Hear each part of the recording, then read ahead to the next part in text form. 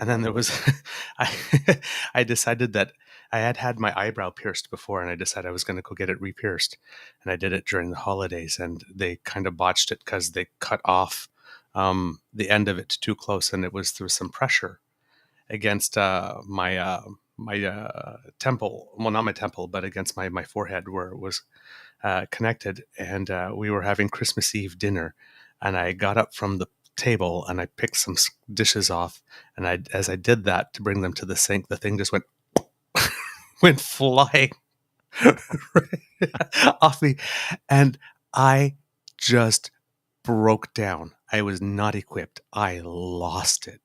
Just tears, and it's like, Because you were such a mess from being so fucking tired, right? so exhausted. And we moved from there to here. I never found the ball. We cleaned the place top to bottom before moving out. I never found the ball. I do not know where it went. The ball from the ear piercing or the eyebrow piercing? We could have swollen it for all we know. Probably. It's probably in the toilet somewhere right now. It's probably in the sewer system. Fucking wild. You know, and there's so many people, like you were talking about before, and I have this incredible relationship with sleep now, like a really good one. And I had a really bad one for a long period of time, to the point where I would panic if I woke up before I was supposed to wake up. Yep. And like the panic of like, oh my God, this is happening again. I'm going to be exhausted, because you know your nervous system's shot when you don't get enough sleep. Yep. And I would get mad and I would jack myself up. I'd be punching my pillow because I had to get up at like 4:00 in the morning and do a morning show for so many years that I would like freak out. I would act like a lunatic child, like a 2-year-old that didn't get what he wanted if you woke up in the middle of the night. And then all of a sudden I quit drinking. Then it got worse, because the one thing that would work for a certain period of time, I couldn't use anymore. Right. So I'm like, fuck, now I'm screwed. Then I found something called cannabis. Then I doubled that up with something called melatonin. That's been a 3-year effort. I sleep 8 hours a night, never wake up, never have to go to the bathroom. I don't know what it is, but the combination of a good indica and 10 milligrams of melatonin under the tongue, by the way, under the tongue, hasn't just changed my relationship with sleep. I look forward to that ritual. I think it's awesome. It's changed my life because I am not that triggered mess that we are, when our nervous system is so shot that we can't handle like simple things, simple discussions, simple disagreements, simple arguments, and we overreact emotionally because we're a bunch of hair trigger people when we don't sleep. And it's changed my mental health completely. Like, you have the ability to operate. You've got the ability to be able to ascertain whether or not you should or shouldn't do something. Your decision making is better. You're not eating shit food, so you don't weigh as much. It is amazing, that fulcrum of sleep, how it spreads out to every area of your life, isn't it? It's fucking wild. Yeah, it's wild. And the thing is that, like, for example, the last week I've had a little bit of difficulty sleeping, but it hasn't been anything like where I've had no patience or anything, but enough to, for example, make you slightly inattentive. So in the last week, in 2 different spots I left my wallet. Fortunately, somebody found them and returned them too. And I remembered to retrace my steps and I could get them. But it's just little things like that, you know. It's like, or I was going from one room to another in the house and I had something in my hand that I needed to bring. And then I got to the other room, and somewhere along the way, I put it down and have no idea where I put it down. And now I'm tearing the house apart looking for it. And it's just like so frustrating. But it was, you know, and it's just like, yeah, you're just not that focus, you know, that little bit of sharpness. You're just off your game. And it's, you know, with things, sometimes, you know, things, I consider myself essentially lazy. It's why I do it right the first time.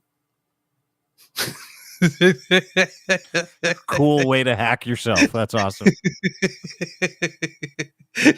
I hate doing things twice. And there are days where it just seems you have to do everything twice for some reason. It's just like So I'm that I can guy sit that does. there. I handicap myself all the time, but like in that regard, and that's why I think you and I get along as well, and that's why you're as successful as you are, is because you like to take the proper tack to it the first time because you don't want to do it the second time. I'm the guy Yes. that doesn't read the instructions and doesn't have to do it once or twice, but maybe 7 times, and it still won't work out. That's me. It is, honestly, and lots of parts left over too. I don't know what it is. Yeah, what are all these for? Is it running? Yeah, is it working? Yeah, good Yeah, yeah, enough. yeah. Always. Always an old joke in our house because my dad, like, I got it from my dad, and we would like order something like a toy. We put it together, it'd be like all the extra parts. I'm like, what are these for? He's like, fuck, I don't know. And we'd start playing with the toy, it would fall apart, and I'm like, pretty sure that's what the Oh, extra that's what that parts was for. were for. Yeah, and it's extra parts, Jimmy. That's what we call him. Ask my mom. Like Good. anytime she has to do something around the house, she looks for extra parts just to see if it's done right. Because he's like, fuck, I don't know. I'll do it 5 times if you want. I don't care about doing it right the first time. Instructions are just an annoyance to him. And that's kind of like all of us, right? Like it's like a sleep problem. You go back to the sleep problem. Yeah. There are instructions, there are cognitive and behavioral things Right. you could do. There are things we could do in our lives. And we just were like, hey, I'll just roll the dice tonight instead and see what happens. And people never really get any sleep as a result. What do you do? Like, do you have things that you do to help yourself to intercede so that you can sleep, or do you just kind of roll with it during insomniac periods? Well, because I work from home and I have been for a long time, like when COVID came, it's like I've been training for this. I was built for it. Uh, I basically, most of the time just listen to my body. So, it's like when I just take it as it comes. So Yeah. if I start to I'm at the desk and I'm hammering nails, then I just, take a time out and take a nap. But there are times where you don't have that option, right? Because you've got engagements or those days are a little tougher. So yeah, I've just been trying to do more like that, not to try and force myself to sleep, but when your body sends you the signal that you're getting tired, then yeah, just like find some place and get horizontal. Mhm. Just let it happen. Yeah, and be okay with it, right? There's a lot of Yep. people out there that feel guilty in the middle of the day going, dude, I'm wiped out. But like if your body's saying you're wiped out, go to bed, go to bed. Pretty I, simple. I'm not going to be very productive if I push through. But if I have No. the time and if I have the option, Yeah. then yeah, just you know what? Okay, we're shutting it down for a couple of minutes, and I'm telling you, you got to get on the melatonin weed trick. hmm, You got as to I get on have, this. yeah, because Go I've ahead. tried both, but not together. But the melatonin, right? Yeah, from what I know from the instructions, you're not supposed to be on it permanently. You have to take No. some breaks, right? Yeah, yeah. I take some breaks. I alter the doses. Sometimes it's 20 milligrams. Sometimes it's 5. Ooh. Sometimes it's none. I'll go a week and I won't have any. Listen, are there Because people it's a out hormone. doctors out there that it's a hormone and it's like it causes depression with some people. I haven't gotten to that wall yet. When I do, I might try and break through it. Or it's like what are the but I have such an incredible relationship with sleep now, and it's a Yes. very natural thing to do. Both of these elements that I use to help me sleep non-chemical, right? So it's just a beautiful thing. The way I look at it is it's just completely natural, and I would highly encourage everybody to do it. And it doesn't Well, I need to mean, be they are like me where you chemical. smoke a bowl, but what's chemical? They The are chemical. melatonin. Yes, I mean they are chemical. They are chemical compounds. They're natural, but they are chemical. Let's have a look at that. I don't. I want to disagree with you. Well, only It's because it helps my narrative. melatonin is a natural health product, but I mean you can do a chemical monograph of its components. Really? Yeah, you can. Melatonin C13H16 and 202 PubChem. Melatonin is therapeutic, chemically synthesized form of the pineal indole melatonin with antioxidant properties. Natural product found in plants and animals. The ones that we have are synthetic. You are correct. It is Yes. a chemical version of that. So, am I drugging myself every night? Did I just find that out right Well, here it's on a this hormone. show? It's the synthetic version of a hormone. Now, what I asked, am I drugging myself at night? Yes. Define drug. Weed, is that a drug? Yes. Agree to disagree. Uh, Melatonin? It's but like drug in the sense that, Yeah. drama can be a drug, exercise can be a drug, sex can be a drug, money can be a drug. It's a drug. Agree to disagree. Okay. It's a drug. You're correct. You're It's also also a correct about tool. melatonin being No, a but it's chemical. also a tool, right? The difference between right? Yes. Pericleus is like the difference between every there's nothing in the world that is not a poison. Everything is. The difference between a poison and remedy is the dose. Is moderation, is what you're saying. Everything in Correct. moderation, including moderation. Oh, yes. Oh, you're making me feel better already. Well, let's Sometimes you get gotta let to it it. all hang out, baby. Yeah, you do. Douglas Connors joins us from the Eager Beaver, True North Eager Beaver podcast morning show, weekday mornings here on the Crier Media Network at crier.co. Follow us at True Eager as well for that morning show. I love it. You've been capitalizing on a couple of items this week that I haven't had a chance to capitalize on. And as a political guy, as a guy with a huge political background, a guy who's in the know, a guy who worked on the Hill, guy who was in Ottawa, I did someone who work on the gets. Hill. You didn't work on the Hill? I didn't work on the Hill. No, I was just a good old-fashioned public servant. Public servant. As a public servant of this country of ours, you understand the ins and outs of these things more than I do. And we've had a couple of things happen over the past couple of years. Now, we had a couple of weeks. We had Mark Borey on to try to explain the whole Chinese election interference stuff. Mm. And if you follow you, which I do, and if I know you, which also coincidentally I do, you're capable of disseminating and popularizing information that is very difficult to understand. So I really appreciate you being here to help us understand this, because they're using China as a cudgel, both political parties. The liberals seem to be doing it. The conservatives seem to be doing it. You can say who started what, but we have an entirely inappropriate relationship with the Chinese Communist Party here in Canada, and we have for a very long time. Yes. So when I talk about these things with people like yourself, I want to get to the genesis of this cudgel. Where did it start? Who's using it? Why are they using it? Et cetera, et cetera. Now, you're going to have my friend Mubin Sheikh on your program this week, correct? Yes, I am. Yeah, it was supposed to happen Friday, but it's Boobin needed sleep. He doesn't sleep either. Yeah, so Monday it is. So you're on on Monday with Mubin, who is he's worked with CSIS. He's done a ton of work with CSIS. He is a former undercover jihadi, the guy who busted the Toronto 18. He is works with a ton of different organizations and countries around the world to help de-radicalize and identify extremism in all forms. Fascinating, because when it came to this leak, and I want to understand it, he really kind of got to what happened from a pointed form, saying, Right. Listen, here's how a manufactured crisis works. So he thinks this whole thing is manufactured. Someone from CSIS leaks information. Media uncritically runs with it. CSIS leaders admit they can't tell parties who they have on their roster, which contradicts the source in their reporting. Media keeps repeating contradicted source information.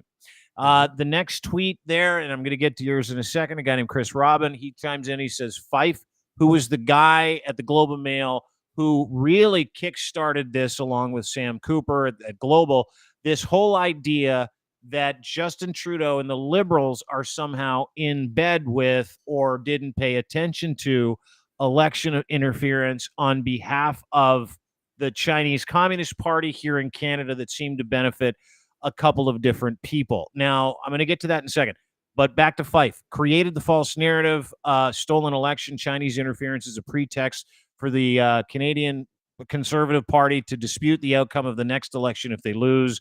Trump, Bolsonaro did this. Why didn't Fife share the leaked information with RCMP? CSIS didn't leak. It was an MP. And you chime in. I thought this was interesting. A few conservative MPs just happened to sit on said board. What board is that? NCI OCP? National Security? Yeah, NSICOP. National Security Intelligence, I believe, Committee of Parliamentarians. Okay, so these guys are trying to keep Canada safe.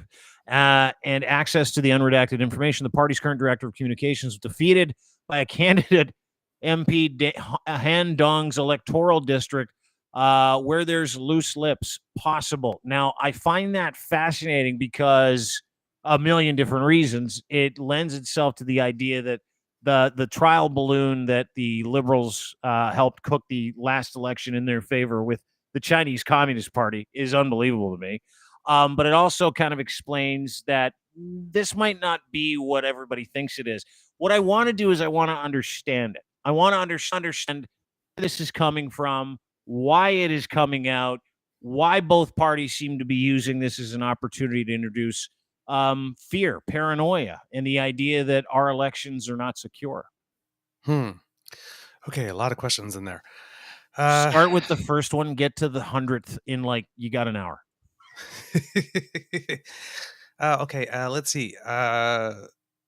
Explain A it. lot of this is counter programming.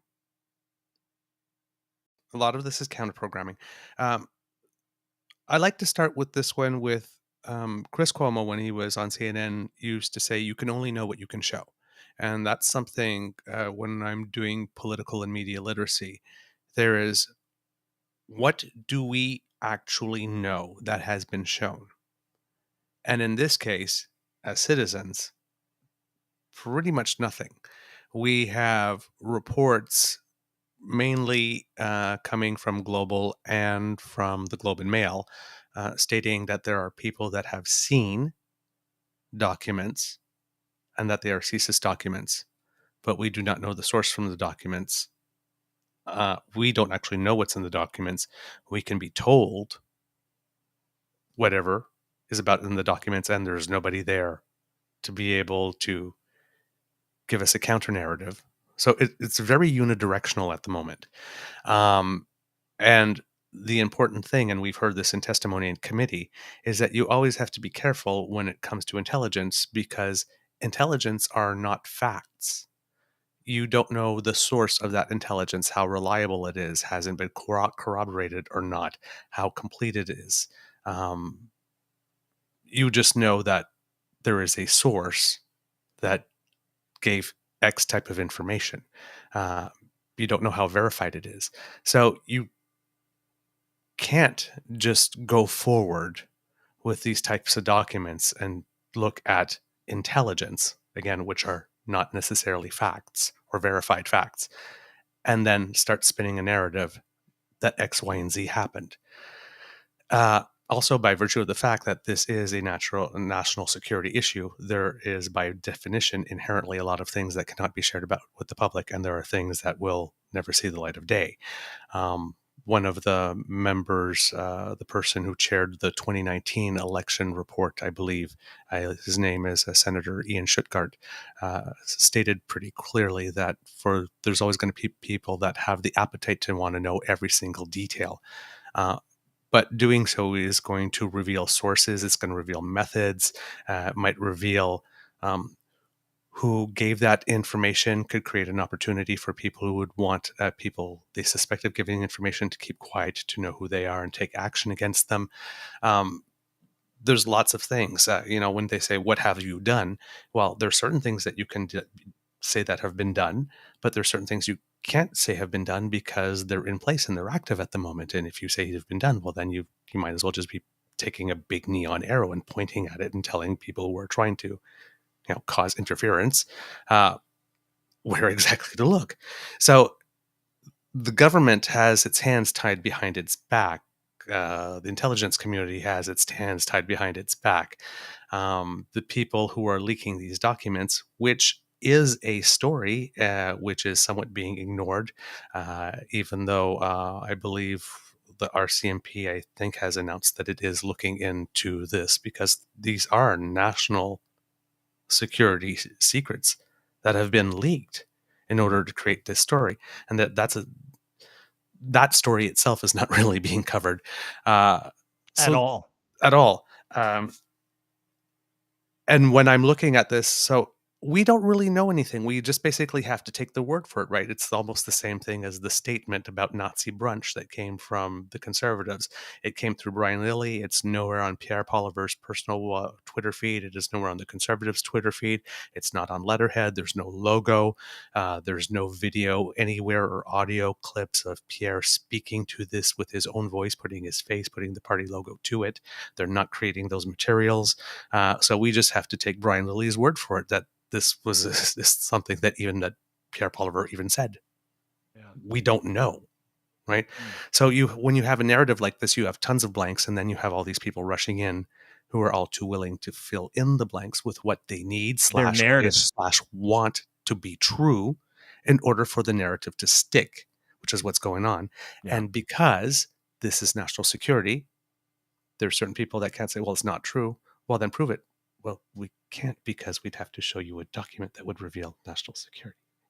Yeah, but If I can't they did that, just then they'd say, have to kill me, right? yeah, Right. but You know, can't the reporter just say, great, one of your people has already leaked those documents. Let's have a look. And here's a question.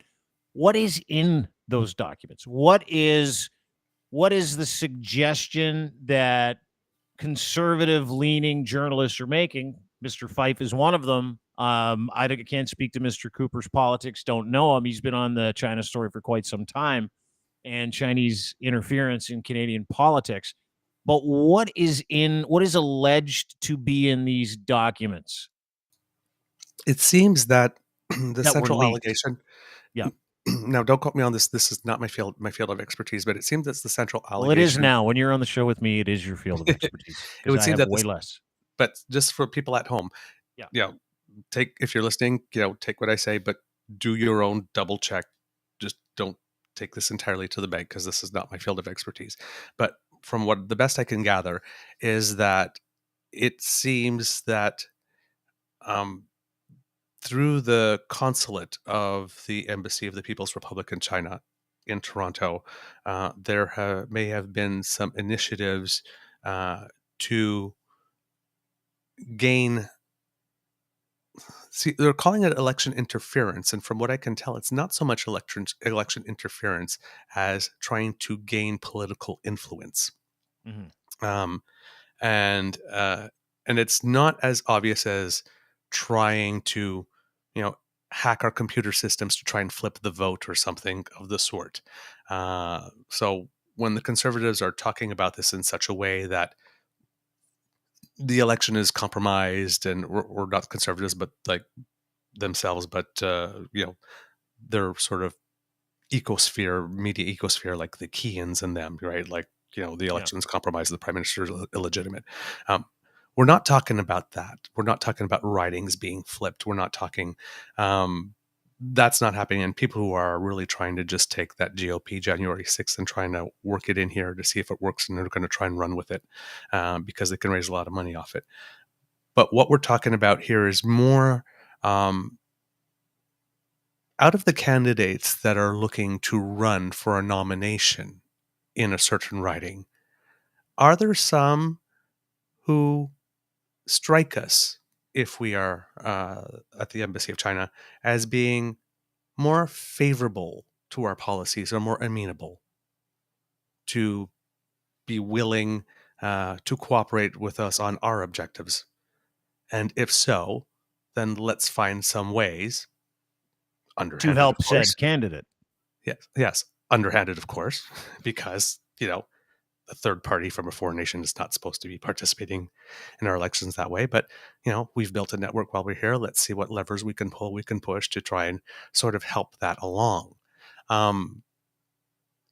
So it's more in that sort of like, trying to stack the deck a little bit at nomination races and that type of stuff. And from that's where that's my sense of it. So it's more like an attempt at establishing some type of, you know, permanent conduits, or, at least semi-permanent conduits of political influence to try and create a mood within government that would be more favorable. Uh, And not so new, by the way, that we're far stretch away from election interference. interference, Yeah. and this is something that's more subtle, right? It's not out there. It's not bold. So, you're having some meetings with someone, you're contacting them, you're sending a third party there. You've got some contact, right?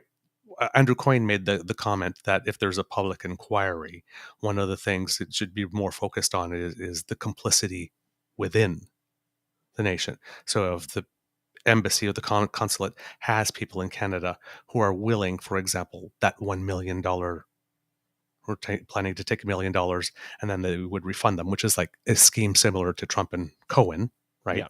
You pay off Stormy Daniels, and then, I'll give you 130,000 back, and then you tell me that it's for, billable services, and I'll write it down as a retainer and then expense it. So, it's a two-step process. So it doesn't look like the money's coming directly from. So it's those people, the people that are willing to be the conduits that we really have to look at here, which is a fair point. Oh, for in sure. And it in doesn't this, matter what side of the ledger that's on, right? Like if we have people that are in this country that represent the Chinese Communist Party that are direct and indirect contradiction to the democracy that operates and flourishes in this country, right? If they're trying to gain any political influence, I'm not talking about election interference, it's right, political interference, right? That's what we're talking political about. influence. It's right. Influence. It's the difference between interference and Yeah. influence, which there's a big gap there. Oh, for sure. Yeah, They're two absolutely, totally because different things. election's an active thing. Like Right. it's something that determines who's governing this country, and that's the running narrative. And it comes from specifically one candidate, Trinity Spadina. His name is Han Dong. Sweet handle. Former MPP for Trinity Spadina won the Liberal nomination for the Don Valley riding after a hot competitive race. It's a hot competitive race, by the way. Thursday night, beating rival Bangu Jiang, a female lawyer. Incredibly tight race again. Dong winning by a margin of victory of 14 votes, according to multiple sources. In the Chinese news, Mhm. who's that guy? What's he all about? And why are they, if I'm to understand this correctly, I want to know who that guy is. And my understanding is the Chinese Communist Party wanted the other candidate to win, and this gentleman won. And is that what we're talking about? Is that the problem here? Is it Uh, him winning or interference through and through involved in the process in that race? okay. This person is the current Liberal MP for I think it is Don Valley, and was a Liberal MPP previously in the Yeah. Kathleen Wynne government for one term. Um, he, from what I gather, from what I've heard, is that the government of China would have actually been okay with either of the two winning. So, but how would I put it? Um, they're saying that there's a certain number of MPs that would have been caught in this influence thing. And what I was explaining before, because it's a more subtle thing where you just have to have a winning Canadian contact, the people being influenced don't necessarily have to know they're being influenced or being in on it. Right? Just as a matter of the course of doing their work, somebody starts appearing on their path and they start establishing a connection, and like this, and the guy starts probing to see whether or not that person is open and immutable. And if it is, then hey, how about I've got some people that can make some donations and help, or go knock on some doors for you, or organize to bust some people in, that type of stuff. Not busing people in from other ridings, but helping Yeah. people get to the voting station from within the riding, and that type of stuff. And the person says, "Sure, yeah, absolutely, I'd love all that volunteer help." But the person that's offering that help doesn't say, "Hey, I've come from the consulate of the People's Republic of China," and we right. So the person that's the target of this influence, because it's so subtle and it's so sophisticated, and all it requires is a couple of winning people on the Canadian side who are willing to establish a relationship with someone. Um, you know, when it's being represented by one political party for advantage, as in, you know, uh, Prime Minister Justin Trudeau knew about these things and he didn't say anything because he knew it would benefit him, Mm, as if he was in on it, and he was. yeah. As if he did the exact same thing that the Conservatives did during the convoy, just let it run because it benefits us if he Yeah. wears it. Like that's there's that that's like Fonzie jumping the shark, right? It's like there's absolutely nothing. There's nothing in the public sphere, public domain that would even let you go there. That's literally taking the 2 or 3, 4 bits of information that we have and funneling them through the darkest possible lens, ascribing to people involved the worst possible of intent, and then taking what comes out at the other end and stating it as a fact. The evidence says this. It is I'm very loath to say the word evil. It is, if it's not, it's damn close. It is Who's doing it? damn close. Who's Well, doing this? this is the Conservatives, clearly, in this case, Huh. that are doing that. Now, this guy here, Han Dong, just wanted to let you know that the Conservatives, when they're talking about this also, right, they're talking about this They're painting him as a CCP operative. As a CCP operative, but as the party also, Justin Trudeau knew about it. He was in on it. That's why he didn't do anything. That's why he hasn't done anything since. Nothing has been done whatsoever. That's that's the narrative. The guy who wrote the report for the 2021 is in the bag because he once worked at the Trudeau Foundation. Now, are these social media comments though? Or are they in news stories where they're like, "Hey, there's a suggestion. Here's a news story from the Sun," or are people reporting on Justin Trudeau as if the conservative attempt to explain away ongoing, widespread, nonpartisan Chinese interference in Canadian politics for decades? They're using this example as a way to say that changed the fortune of the election, and Justin Trudeau is working with the Chinese government to maintain power in Canada. Is that kind of the ongoing narrative that conservatives are trying to get out into the atmosphere? That's where they were going at first, and it seems that Skippy kind of caught on that was not going to work, and actually basically came out and said that he believes that the results of the elections were fine. But that's a little bit of a red herring, right? Because that's not really what's at play. And that's where the government screwed up in its response at first, right? Saying like the first thing, the election wasn't, but I mean, that's where the conservatives were going as well. But it wasn't about the vote. It wasn't about the vote. The conservatives were trying to claim that in one particular riding that it may have been swayed, but our elections just don't work that way. No. So the thing with Handong is that, and I'm saying when the conservatives talk about it, they're really trying to make it look like this is a new thing that has happened since Trudeau. But foreign nations trying to interfere in our elections has been like a lifelong thing, right? I mean, people are saying it's like you have to understand we are a G7 nation that has the ear of both the UK and the US. Yeah. Right? It would be an insult.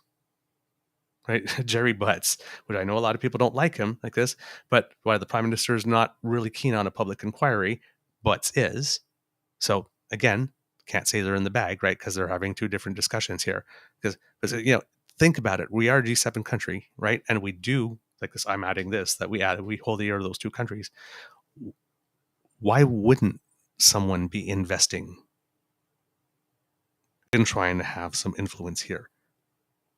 Right? We'd be sitting there. It was like, wait a minute, what's wrong with us? You want to find out what's going on in France? You want to find out what's going on in Germany and Japan and Italy and all our G7 partners, but you don't. What, are we not good enough to be spied on? Huh? What's wrong with us? Are we not good enough? Yeah, I'm upset. It's and it's, I won't make the other analogy, but I will say this. I'm a G7 freaking nation. I deserve a little over the shirt action up here. We do. And we have our secrets of our own. So I'm happy we're in the spy game. Like none of this stuff scares me. None of it worries me. No. I think because I have the benefit of understanding what's actually going on. But the spy games that are being played in the world, dude, Canada is not only just as susceptible, we do it. Yeah. And I mean, like if we influence pedal too. If you think it's really, really new that China's been involved, wait until you hear what about Russia and Iran have been doing. Mm-hmm. Oh, dude. I mean, you just go on social media and post something in support of anything woke or anything anti-conservative. And dude, the Russian effort going on right now online, and you and I both know it. We see it, numbered people, trolls, bots. I mean, and we're throwing a fucking hissy fit over Chinese interference in Canadian politics. And what's amazing about it, though, this is what I love. What's amazing about it, though, is that people are so selective with how they are talking about this. Yes. Yeah, well, that's where that's where you get the things of selective framing, selective retention, selective truth telling, selective all those little rhetorical tricks that people in politics love, but that drive us crazy because just tell us what is, man. Yeah. Right. Yeah. Tell us we're being spied on. Tell us that we can't show you the documents. Tell us that the documents don't exist. Tell us why. Yeah, and that's what the liberals. That's where the liberals are falling down. Yeah. Because there are legitimate answers to all of these things. Just tell us how the damn system works. Give us the civics lesson. Yeah, tell us how the sausage is made. We don't need to see the sausage if it's super secret sausage, but at the very least, you can tell us how the sausage is made, The right? stuff that I just said about sources and methods and whatnot, there are people going pundits and going around, and Sure. people from CSIS, from former directors, say that stuff, but nobody from the government's actually saying this. And it should have been said from the day one. So why then, let me ask you a question. Why would what is the impetus for this leak if it came from CSIS? Is it a coup, which Mark Borey suggests? Are there people in CSIS who are friendly with certain MPs that are friendly with certain people at certain news outlets that are doing the bidding of the political institutions at play here, specifically the conservatives? But like, what is the impetus? What is the motivation for CSIS, our top spy organization, to leak information on behalf of a political institution? I don't think it did. You don't think it came from CSIS? You think it's a No, lie? You think the no, not origin that it's a story lie. of these? No, Well, you no, think not the the story's a origin lie, but story I of don't how think. they got it is not Yeah, CSIS. You don't think it's truthful, I don't think it's truthful. which is a lie. Well, not a lie, but uh, again, right? Everything's always a Yeah, little more complex. So let me give you a little back here. So the please. conservatives are presenting this like this is all liberal, but if you read in the original Globe and Mail stories, there was some attempted influence also that would have benefited certain conservative MPs, Mhm. but the conservatives never talk about that. The conservatives keep on saying that they want the list of all the MPs that could have been involved, or all the candidates, because maybe some did not get elected, that were involved to be made public, whether conservative or liberal. But again, if you do that, then you might be letting the people who are trying to influence them, in case they're planning to run again and the influence activity is still going on, know about it, thus blowing up the whole thing. And if there's any police monitoring of those things being done at the moment, or intelligence monitoring, well, then you just blow that up. So all the solutions that the conservatives are suggesting sound good at first blush, but when you game them out to what that mean in the long run, if you actually play them out and execute them, all of them conveniently end up blowing up the story Totally. when it comes up to investigating actual conservative involvement in this. So we've got this Han Dong guy come up, and I'm not sure about the number, but let's say there was about a dozen or something of people, or of all the candidates anyway, that were, there's only one name that has come public, and that is his. And the reason why is because, as opposed to all the others, the word on the tweet is that he was a witting participant as opposed to unwitting. Meaning And he knew as the he knew who he was conversing with at the Chinese consulate. Yes, All right. and there are other people alleging also that the CSIS document that was uh, leaked was also given to him so that he knew about it or something. Now, here's the thing: if CSIS was the only source we knew of Mhm. that had access to that document, and it could be viewed in secured areas and all that with all the recommendations, the leak necessarily would be coming from CSIS.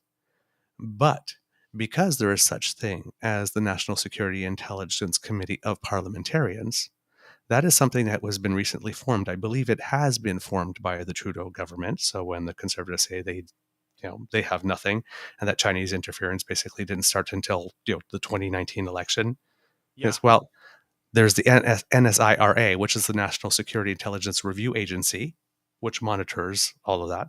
That was formed first in 2017, and then 2 years later, NSICOP in 2019. Right? That's a committee of parliamentarians. Right? So, if you were wondering where Michelle Rempel disappeared to Yeah. at one Where'd she point, go? Yeah. yeah, when a new leader came on, yes, they appointed her to that because it's very prestige. So it wasn't an insult, but because it's national security, you get no media time because you can't really say anything. So they took her out of the spotlight by putting her So there. she can't offer up any salient points. Well, Like, you go over there. no, she can't. But also was to keep her out of the way during the whole leadership campaign and leading up to that, because she's very media friendly and she's very media savvy and people run to her like this. Well, if that's her committee assignment, then she has no natural reason to be going to the media because she can't say anything. It's stuff that she's right. She was at health before, but they moved her there. Yeah, take her out. Politics is such a cheesy game. So funny, and it's just childish. Like, and when I went through the details of all this, and super childish, she's like, no, we got to get rid of her. She stands to get in the way. Okay. She's in our way. We can't have her around. We got to get rid of that person. We got to have, and it's ruthless. Right. Like that. That's what I kind of love about all this stuff too. I mean, well, exactly right. It's insane, but God damn it, it's entertaining, right? Exactly. I mean, we're talking about espionage. We're talking about freezing out Michelle Rempel Garner. We're talking about working with the Chinese Communist Party right here. Right. We're talking about reporters, like good standing reporters, doing some very skeevy reporting on behalf of friends and lying about what's in documents. And by the way, no proof of said documents. Just well, saying, that's what I'm saying is I'm not saying that they're lying about what's in the documents. I'm saying is that we have to take their word for it. That their like we're going to take the word of mainstream media that is owned by political institutions and their executive relationships. Well, yes, and particular. Well, yeah. Well, I mean, it depends, but I mean, one of the two is Robert Fife, and he does have a bit of a track record. I know, which is fucking wild that he did what he did. Yeah. Right. Do you But he's also like a legitimate card carrying conservative too. Oh yeah. If you, I got a share for you that you might like. This was a little clip of an interview he gave to Vashi Kapelos that somebody saved from TV because I think maybe it had been edited afterwards because it aired live, in which he admits that sometimes he, well, let's just put it up there, if you will. Sure. That what you do, you had covered differently. Yeah, there's quite a number, actually. A lot. Hindsight's a wonderful thing, isn't it? Yeah. You know, look, there's lots of times where I think I probably was unfair, or I took the story too much. Really? Yeah. I mean, I wouldn't do it today.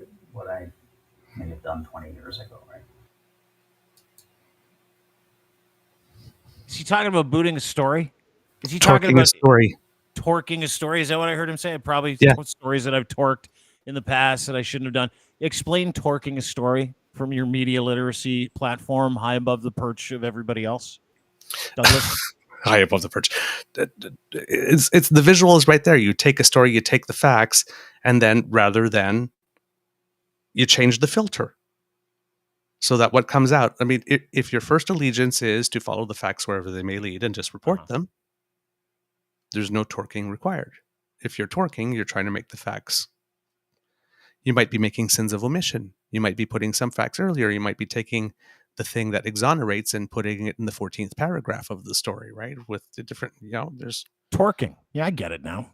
I knew what you were saying. I was just getting you to explain it for everybody else. Yep. We're pushing everything, So it's just basically, I need this narrative to say this. So I'm going to I'm gonna move this over here so it has a complete. It's the changing of everybody's perspective, right? Like it's the way that you look at something. You get up in the morning, you look east, you're gonna see east all the time. If you move that house 15 degrees to the left, you're gonna look northeast, and your view is gonna be completely different. I mean, that's what you're talking about. That's what torquing is. And a lot of people don't understand that in this space. As you as a writer, me as a writer, people as communicators in this space, what we do sometimes is we'll add a little bit of narrative, a little bit of flair to leave a whole bunch of doors open for people to walk through and answer their own questions. And that's what torquing is. It's introducing an idea not based on fact, based on a smidgen of fact, and then you're funneling people towards the result that you want them to have, right? Right, exactly. And Fife admitted that that's what he had done, and he has done it many times, but says he doesn't do it anymore. So I find this job... SNC Lavalin, yeah. Great point. He really torqued that one up too, didn't he? Yeah, fuck. He totally was the lead did. guy on that. It literally was just a process thing.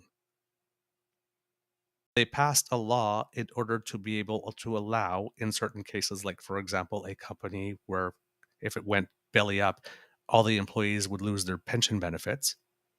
Yes. So we have thus would create a big, damage to the economy, an instant hit.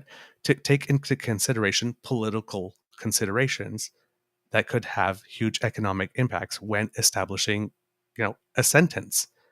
And then for that, we have a deferred prosecution agreement.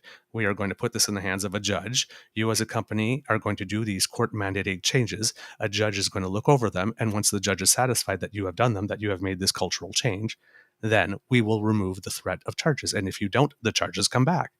Well, in order to have a discussion about political considerations on a judicial case, there has to be a mechanism to do that when you're talking to the Minister of Justice, who also happens to be the Attorney General. Right? About this. There's got to be a way to have a political conversation that does not breach ethical boundaries. Well, they didn't establish a mechanism for that, it appears. That's all. That was the only problem. It was just sloppy work. So you establish some guidelines, some guideposts, and boom, there your problem solved. That's all there was to it, really. Was the We Charity thing the same thing? Yeah. The We Charity is the same thing. It was flow-through money to go to students. Yeah. Who in Prime Minister's family is in university at the moment? Well, sole source. Maggie Trudeau got a few $100,000 from him for speaking engagements, and 10 years ago. Interest is but conflict of interest being what it is. But again, right. It's like the thing is that for that to be true, you would have to believe that they started courting her 10 years ago, thinking that her son would be prime minister. I mean, like, come on, man. It's flow through money. They were literally just a flow through agency to give money to kids that were in university that were getting there was no realm whatsoever. Bill Morneau's daughter had more of a conflict than anybody in Trudeau's family. Yeah, she did, didn't she? And Bill Morneau took a strip off Justin Trudeau. And all she did was in the events booking sort of department, right? Like this. But that was more of a conflict than it was just nothing, right? So and what they did is that, whatever you think about the Kielburgers, if you thought they were arrogant or promised whatnot, like they basically destroyed a charity. They vandalized a charity because they could. Because there was political upside on behalf of said charity. Yep. Yeah, it's wild, man. I don't, I find it fascinating. It's actually the most entertained I've been by politics in a long time because we've left the convoy bullshit aside, and now we're dealing with espionage. And what people don't understand is, the recency bias when someone puts out a story or they use something like this as a cudgel, they never zoom out, right? So when I started to read this story and I started to get into it and I started trying to figure out what the fuck was going on here, I had to zoom out. And we had Mark Borey on last week, kind of just to break it down, talk about it with us, the Chinese election interference stuff. And he had a very similar sentiment to you that this is just media play.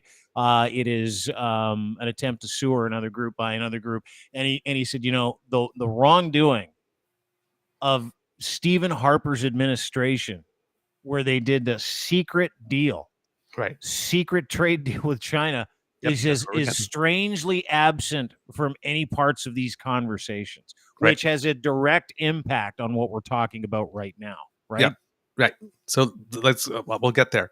Let's do that. So when I said earlier that I don't think that the leak came from CSIS, right, is because there is another potential source, and that's the NSICOP thing. Now, I'm not sure if Michelle Rempel Garner is still sitting on it, but Michael Cooper, right, howdy doody on speed.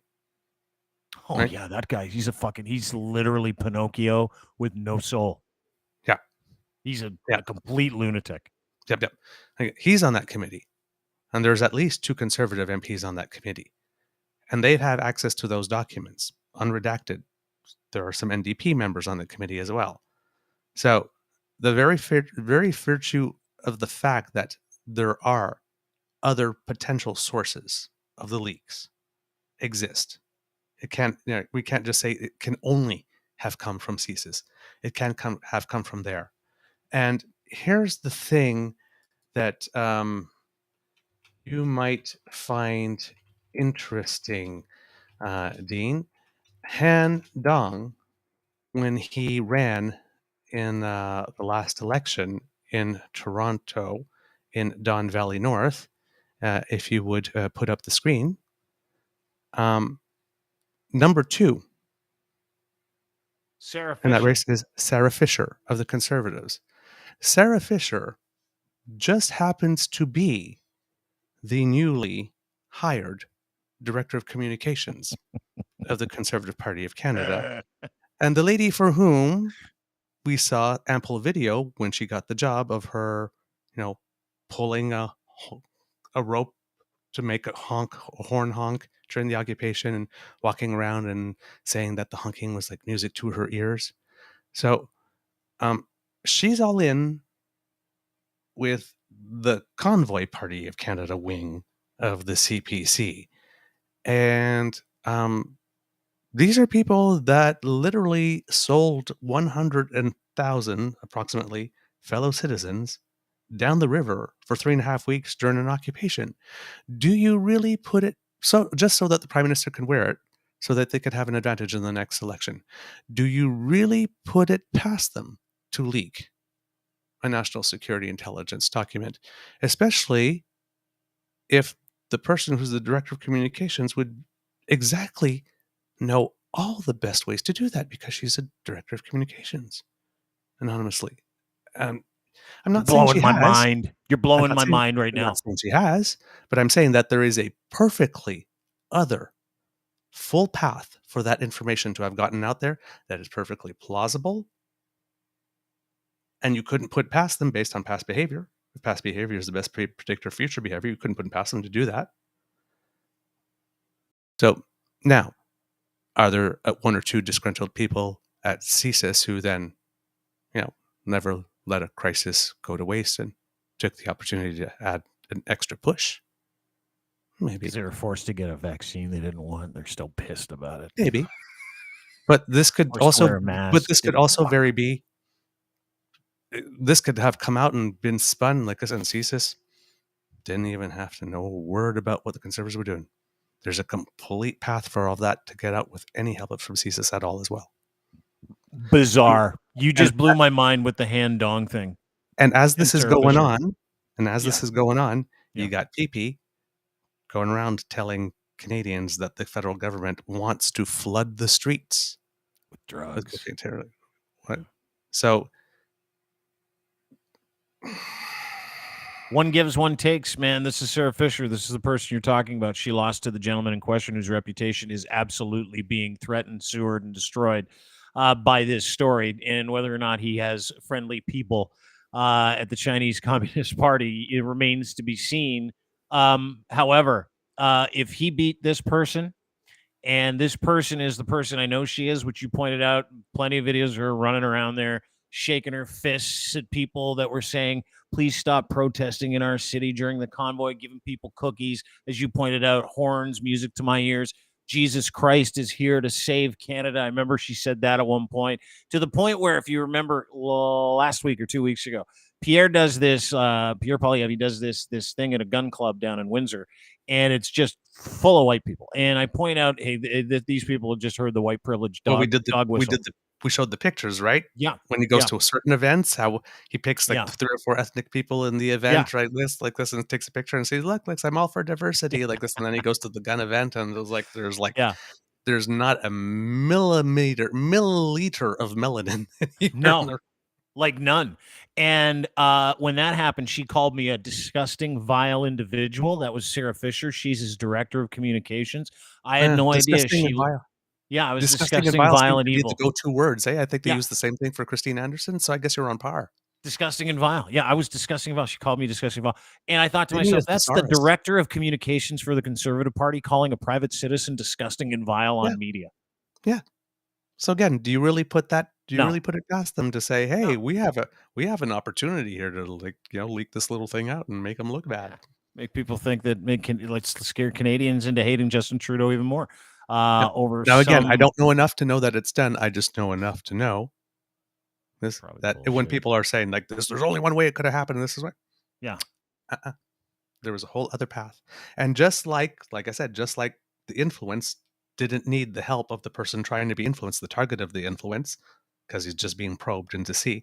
This is the same thing.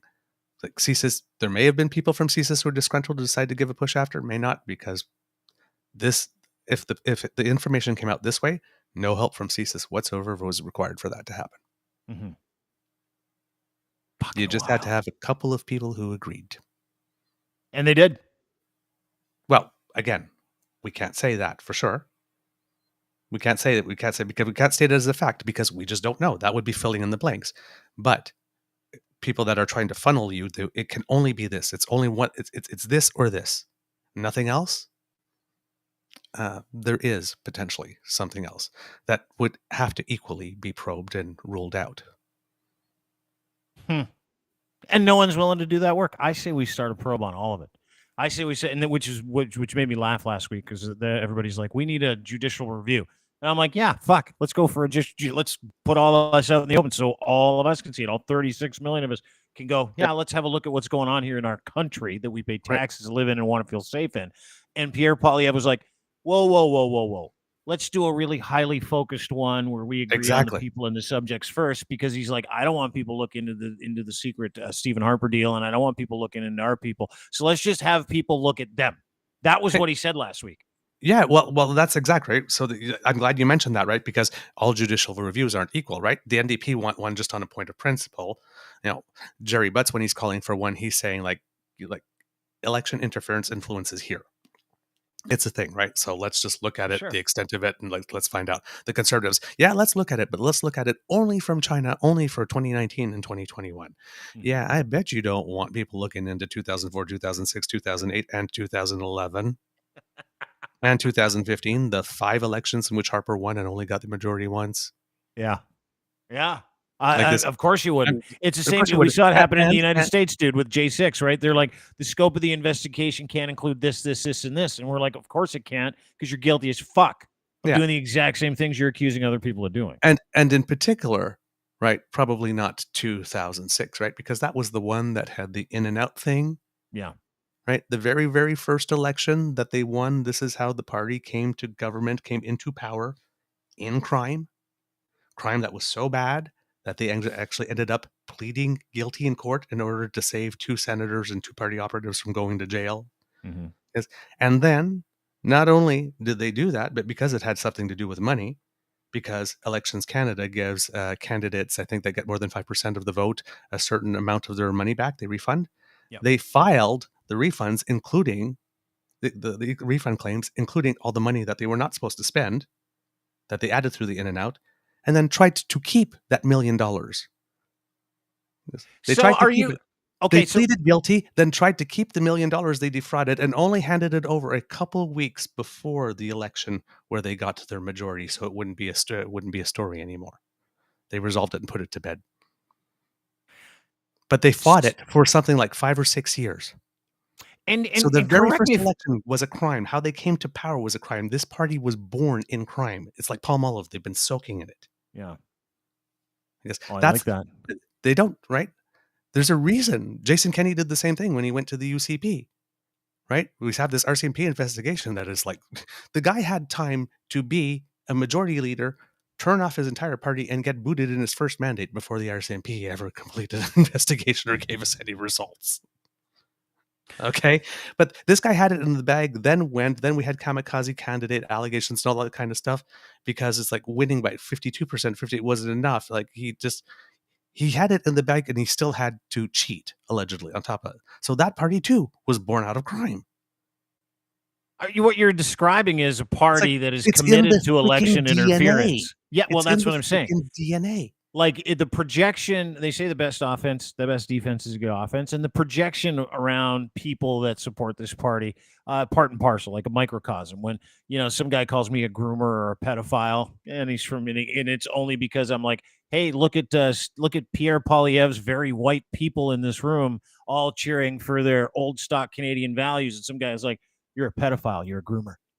I'm like, oh, is that your academic response? Is that's where you're coming from? And I'm of the opinion. I was talking to a buddy of mine about this week, and I'm going to have lunch with him. He works for the Conservative Party. He's a great guy, actually.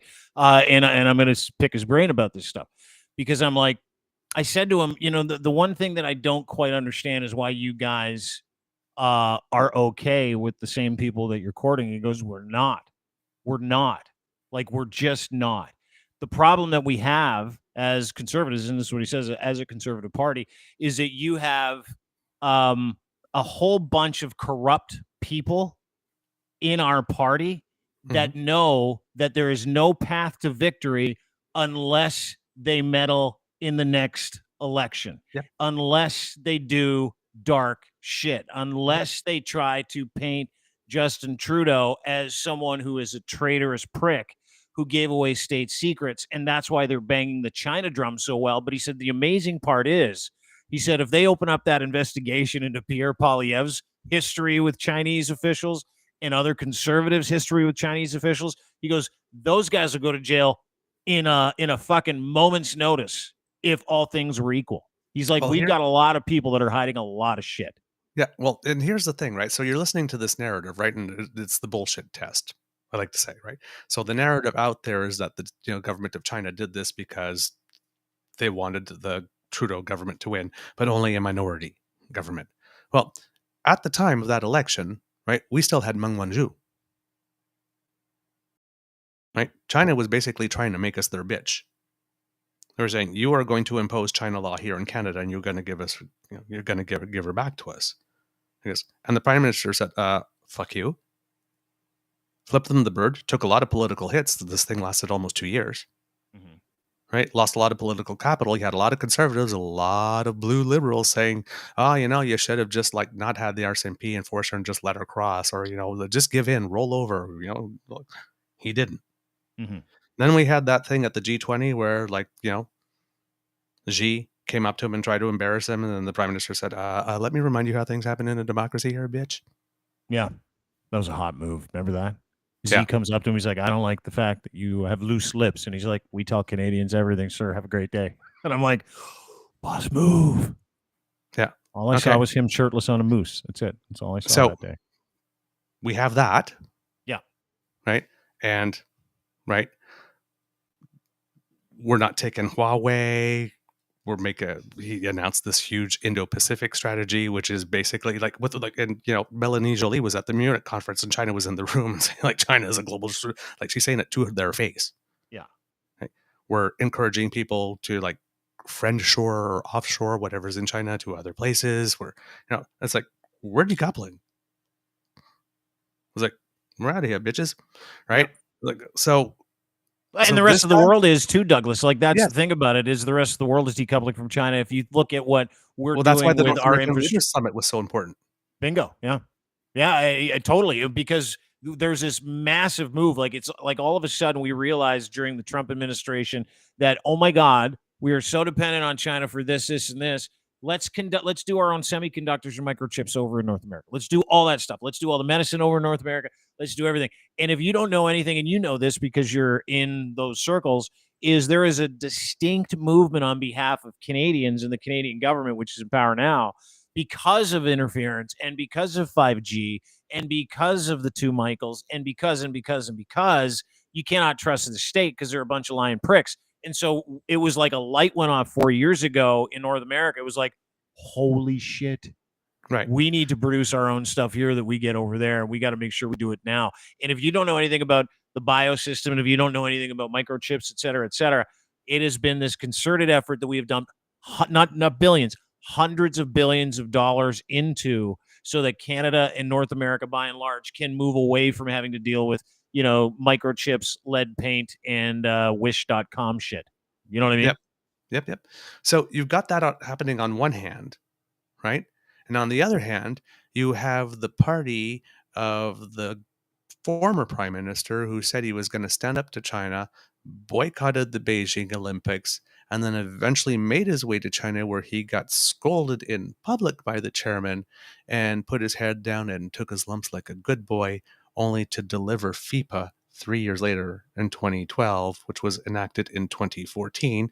A trade deal, the only trade deal that he managed to sign, because he didn't get CETA finished. That was Trudeau. He didn't get the CPFP TPP finished. That was Freeland. He didn't get a NAFTA 2 done. That was Trudeau. So 3 over 4. Harper's a legendarily terrible prime minister when it comes. But to 3 over 4 biggest trade deals that were done in the normal way have been finalized under the current government, and the one that nobody is allowed to know the terms of, and I don't think we're allowed to still know all the terms of, was signed by Harper. So he got scolded took his lumps, then delivered a 31-year deal that we have to give 15 years notice to get out of in secret behind our backs, sold Nexon as well, I believe. And we're supposed to believe that His party's China telling us the really truth. wanted the liberals to win and not that they'd be better off with the liberals, not the conservatives. The reason why China wanted the liberals to win is because they had invested about 2 years in their Meng Wanzhou strategy, and they were hoping that Trump was going to win in the United States again. I guess, which would have forced our hand because, the government didn't want to have that problem for another 4 years. Yeah. But Biden won, and it was 2 days after Biden won that China resolved the one. Oh, well, that's not happening. So Yeah. we That's a great resisted. point. Yeah. We resisted. So we're going to try and make us believe that the guy who took political hits for 2 years and resisted and gambled on Trump losing, waiting till Biden to get rid of the Meng Wanzhou case in a manner that was dignified without letting China create the very dangerous precedent of us changing our law to accommodate them. Because that would have been forever once we took the bite of that cookie. Mm. They would have owned us. What's happening to Russia right now? Yeah. Would have been us. Because Russia right now is the junior state. I mean, that's very clear now, right? China's coming in with this peace agreement, right? Yeah. China's saying, you need to respect the territorial integrity. And Russia's going, oh, yeah, we're not going to be doing that. So it's like, all of a sudden, it's like, oh, wait a minute. Look who's the junior partner now. Look who's China's bitch now. Yeah. So and it's India's. Yep. So, I mean, we're not, no. You're not going to, just the bullshit test. Which party is more likely to be in bed? Yeah. Dude, and that's the thing, party right? that signed Reino Sovereignty in secret for 31 years, I would say. Well, that's the thing is this FIPA deal that you talk about, and people are kind of like touching on it. It's like it'll come up in stories where it's like, well, it was Harper that signed a FIPA deal, and everybody's like, well, what's a FIPA deal? It's a trade deal. It's a 30 to 31 year trade deal that was signed in secret that nobody knows about other than certain people. I don't know who the fuck they are today.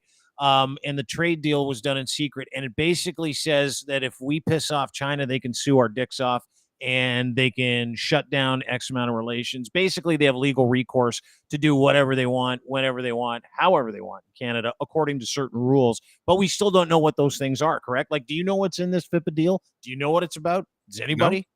No. I still maintain, I mean, I have no facts to say this, but I maintain that it was the penance he had to pay for having embarrassed China for the first 2 years and snubbing at the Olympics. They made him pay. They pulled it right out of his nose. What a pussy.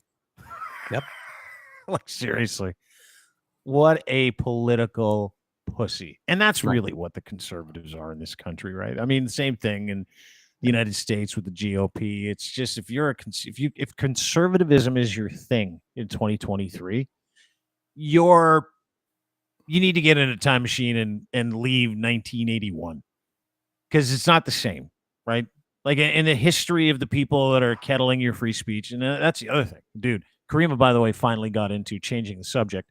Karima finally got into a Pierre Poilievre rally after being kicked out for the previous 2 days. She was removed twice, and she just went in today. And, you talk about optics, right? Apparently, they don't care about optics with the conservatives either. Until we decide to make a stink out of it and people can see what she's doing. Well, see, and you have to understand with conservatives, right? Conservatives, it's about the money. It's all about the money. The one thing you need to understand, like this, the motivation for all the behavior is the convoy happened and they saw about $20 million go to a conservative movement that was not them. They used to corner that market before there was a PPC and, and all the Alberta Wild Rose and whatnot. That money was all theirs. Now it's going to different sources. They want it back. Yes, they also want the 2 or 3% or 4% of vote that goes there up to 7%, because there's no way they can win if they don't have it. They need to consolidate. So they absolutely need that really, really fringe, wild, loud wing. They will not survive without it, and they have no chance of winning without it. But their conundrum is by trying to court it, they might lose in the middle. So that's why you see Pierre doing these dance all the time, right? Like this, where he sends his MPs to have the Nazi brunch. So he sends a signal to the people like this, and then that gets some blowback. So I was like, oh my God, I did not know her, and I did not know her I had intentions, no and I never idea. knew what she stood for, and blah, blah, blah. Just like he never knew about, like the Prime Minister pointed out, just like he never knew about MGTOW, and just like he never knew about Jeremy McKenzie when he took the photo, and Yeah. right, like this. And I'm sitting there, it's like, okay, it's like, you say you don't know this guy? This, and then there's the photo of him with with Derek, who you had on the show. It's like, you sure you don't know this guy? Like this, and then I got the picture with him and Derek with Mackenzie. Do you not know this guy the same way you don't know this guy? Yeah. Yeah. It's like, at some point, right, too many coincidences are not a coincidence. I mean, the Western Standard has her agenda. It's published in it, right? It's like Tamara Leach and Ian Wilson are at a meeting where she's there. Like, it's like, really? Okay, so are you still in now with Tamara Leach now that you've seen her hanging around with the lady that you just called vile and disgusting? Yeah. Can we ask you that question now? And then Christine with the other guy with the Diagolon salute, and it's like, have you ever done that salute? Yeah, I don't know the dude's name either, but dude, it's a farce. I mean, we talk about this all the time. Yeah, but it's like, here, have you ever done that salute? No, really? Are you sure we're not going to find any photos like blackface? Oh, we will. Like 5 years down the road of you doing that salute. Did you sign his hat? The guy's It's bragging amazing, about though. her being right. So I mean, Dude, it's just, but the perception, again, conversations that we have, like there's this war for people's minds going on, and it's not a war for your support; it's a war for perception, right? Like the people are, and this explains all of it in my mind. The perception war that is continuing to be waged for the minds of those people, like you just talked about, the 5 or 7%, the crazies, the people that'll really start moving the button for people if they show up because they're that angry.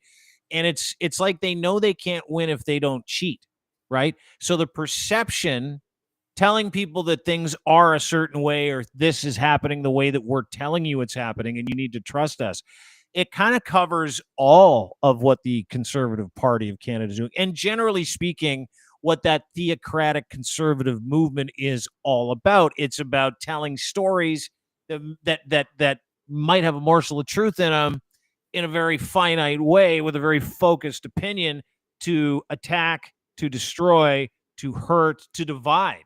And I get a kick out of it because every receipt, as you point out, is the opposite of what they say they're all about: free speech, freedom, gatekeepers, blah, blah, blah, blah, blah. Like this guy that campaigns on getting rid of gatekeepers has kicked Kareem Assad out, a Muslim reporter and a lawyer and an advocate who's just trying to cover the rally, who is never disruptive, kicked her out like a week after, twice, violently, videos of it all over the place. And huge story here in Canada. And the week after, he didn't welcome a woman who admittedly hates Muslims to Canada from Germany, who's the leader of the AFD party. And the AFD party is only called the AFD party because you're not allowed to use the word Nazi in any political programming anymore in Germany. That is the name of that party prior to be named the AFD party. So I find, like, all these coincidences and receipts that you say, it's fucking grade 3 to me. Like when the kid gets caught, and he's like, "Did you do this?" And he's like, "Well, no." He's like, "Well, I just watched you do it." "Yeah, well, you didn't see what you thought you saw." And it's like, I don't know how people generally in Canada aren't completely disrespected at this point by that man, his party, what they've done to us, and what they continue to tell you do not see and did not happen. It's bizarre. Well, that's where you got Spicy Trudeau Part 2, right? Talking about you got to stop taking Canadians for fools. And it was like, yes, finally somebody's freaking saying it. Because here you are, right? It's like, how is it this woman that you don't know and you don't know about knows all of your friends? I mean, Jamie Salé and Theo knew that she was coming. Tamara knew that she was coming. Keith Wilson knew that she was coming. The Diagolon folks knew she was coming. I guess you had 3 MPs from your party who, booked brunch with her, who took photos with her, who were happy to have them published. You have Leslyn Lewis, who is still saying that she she loves her and thinks she's great. So she, I don't understand is how you're going to get away with this lie. You've got Dean Allison, MPD Dean Allison, allegedly saying through someone from Diagolon that he did not participate in that statement that was put out. So is Pierre Poilievre putting out statements in the names of his MPs without getting his MPs' approval for what the words he's putting in their mouth? Possibly. That's another avenue. It would be nice if a journalist would be able to ask him the question, but he's hiding in Harper's broom closet. So, I mean, the guy is, And he did the same thing during the public inquiry, right? He wasn't out one day until the last day when Trudeau testified, and there was going to be no other testimony after, and he was safe. Then he came out and gave the sucker punch as people were walking away, punched someone in the kidneys, and then ran away. That's what he does. So this guy, he's saying, everybody knows that she's going to be here. You say that you don't know that she's going to be here. You've got this Nazi brunch coming on. Like this, people are, you're getting heat for it. So you denounce her, and that way you appeal to the middle. And then you get all these like Pierre Poliver people. I don't know if you saw the videos like this, but like the montage of videos of people where it's like, Pierre, now I've seen your true colors. And then there's like this woman going, oh, so you're no better than the rest of them. It's like, you're a World Economic Forum pussy ass bitch, or like whiny bitch or something like this. Just like because, right? He denounced her, and then he goes to the Ukraine rally that night, and then the next day he publishes something pro-Ukraine. And it's like, oh, you're just like the rest of them, and there's another bunch leaving him. So today, what is he doing? Oh yeah, now we need to stand for Jordan Peterson. He's like trying to shore up his MGTOW thing. He's doing that dance. He's got the same damn problem that Andrew Scheer and Aaron O'Toole had, and that's why I would assume that Jagmeet Singh and Prime Minister Justin Trudeau are in no hurry to go to an election, because the more rope they give him, it does not advantage him. Give Skippy all the skipping rope you need. He's going to hang on himself, because there's no way he can maintain this dance for 3 full years. Yeah, there's that's no what. way. I don't know if you saw. Do you like Frankie Graves, voice of Frankie, Ecos Research boss with a capital B? Yeah, he's done. He's done. Yeah, that's what he said. He's like, I just ran some numbers. Dude's toast. He's finished. He's done. He's finished. Nobody likes him. He's fractured any support that he's been able to garner over the year, because he tries to play all sides except the right side. Except the right side for the people in this country. All he does is run around and tell people what they should be angry about, and fucking the show's over, dude. Like, and what's there the worst are enough people out there like us and other outlets that are like, well, here's the receipt that would dictate that he's a fucking liar. Here's the receipt that says he's all about extremism. Here's the receipt that says you shouldn't trust him. And to the point where, like, he's kicking Karima out of these events. He tweets yesterday about how Jordan Peterson is his free speech. Jordan Peterson's free speech is important, and his regulatory board should fuck off. And I'm like, hey, and I posted a picture to him, and I'm like, hey, dude, do you remember your guys kicking Karima out for standing in the back of your fucking presser? Like everything, like words never match works, is what I'm saying. Exactly right. Which brings us back to So it's like the guy who says that he is going to give you back your first stand for free speech. First of all, it's not free speech, as Mr. Grizzly keeps on saying on our show. It is freedom of expression. Get your country right. The guy who tells you that he's going to defend free speech cannot handle one person coming into a room, holding up a video camera, then going home, editing it, and showing you what you look like. That's what's going on. Mm-hmm. You don't like what you see. And I know you say because she's, Muslim and female. And I don't think that helps. But I actually think there's something else to it, is she showed up, she started covering it, and she stayed. Where everyone else moved on, she stayed. There isn't another journalist, professional, independent, or guerrilla citizen in the nation that has documented more hours and has spent more time with these people. Mm-hmm. Is she we were having this discussion the other day. Is she a provocateur? Or is it just the fact that she keeps on showing up that makes her provocative? Because it seems that just her mere presence is provocative. And when I saw that first video, I'm not sure if it's the first or the second, but where she's standing at the door where she was told to stand because she wasn't allowed in. And then that other lady comes in and says, well, now we don't want you on the property. That's the part where I thought, the Muslim and female part was maybe not helping, because I got really major Mississippi 1958 vibes. Yeah, I got colonial chick vibes from the woman that came up to Karima, very white, very large, big lanyard. She's like, we don't want you here. And I'm like, what do you mean you? Who's you? Like, what do you mean you don't want her here? And Zach, the cop that came out and kicked her out both times, he's like, we don't want your kind here. We don't want you here. And it was a very specific dog whistle. And I think it's been easy for a lot of people to attach, racial connotations, specifically negative ones, to people, individuals. It's just fucking what we do here. But I tried to stay away from it until I saw that one clip, to your point, right? I tried to stay away from the idea that they kicked her out because she was Muslim or brown or looked different than everybody in the room, but I couldn't get away from it. Not in that clip. No. Not in that clip. No, not in that clip. And generally speaking, not in any of the clips that Karima's posted, because if you look around the room, Karima obviously saw it. If you don't know who she is, lawyer, gonzo journalist, partner here with us at deanblundell.com and crier.co, Crier Media, where we both work.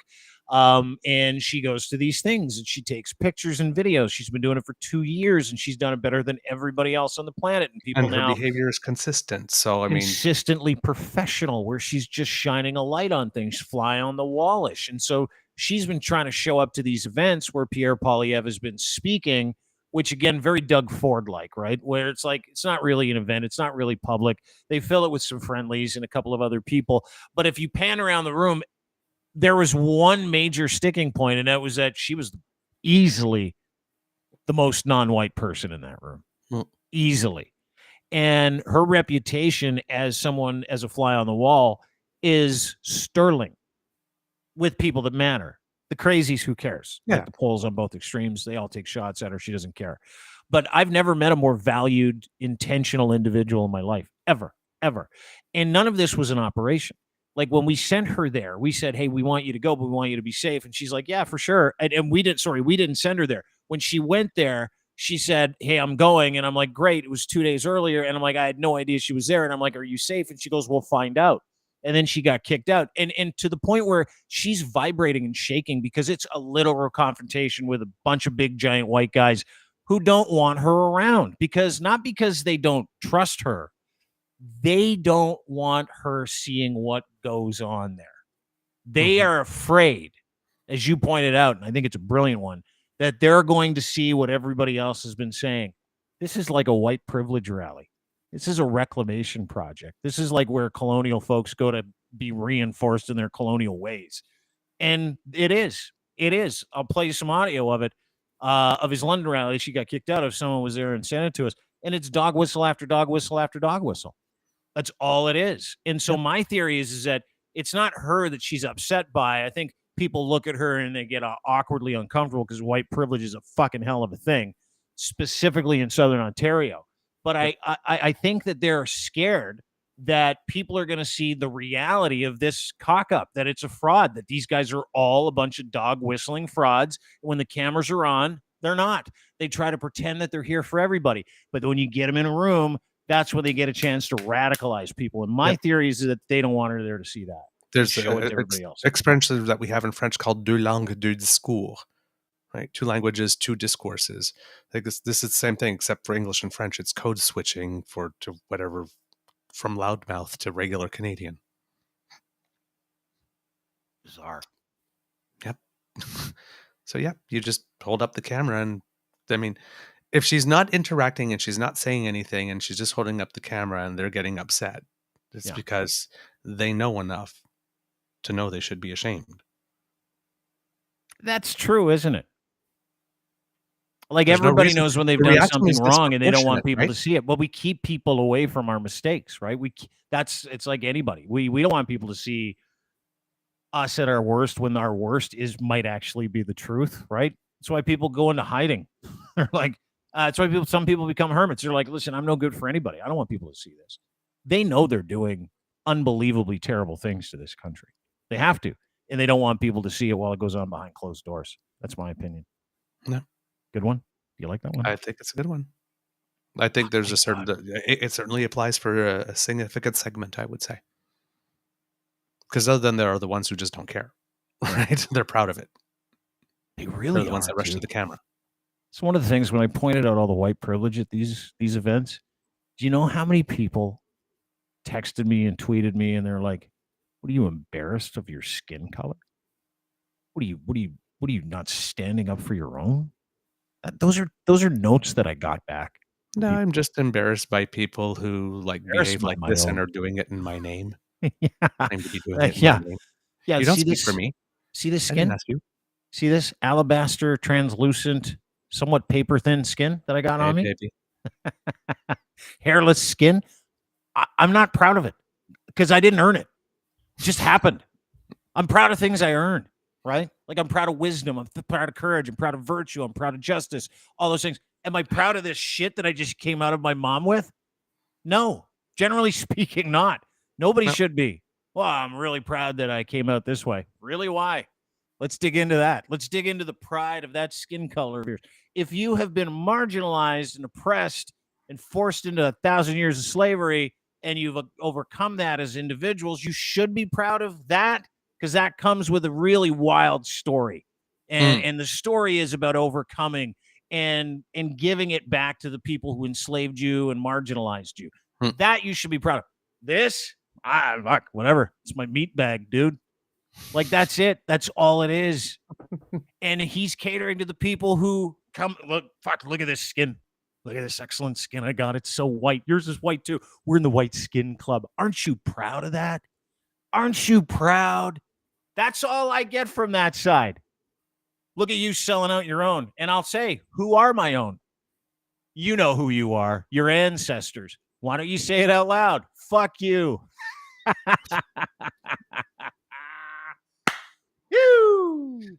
Well, that's what I'm saying. It's like if it's all good, then there's no need for a you know who you are. Right? You'd just be saying your ancestors and you'd be saying matter of factly like it was no big deal. Well, that's the thing. Am I proud of my ancestors? Not really. I mean, fuck, I've never met them. I don't know them. Were some of them murderers? Probably. We've been on this earth for millions of years. Am I proud of those guys? I guess. Yay, murderer 5,000 years ago on my family tree. Great stuff.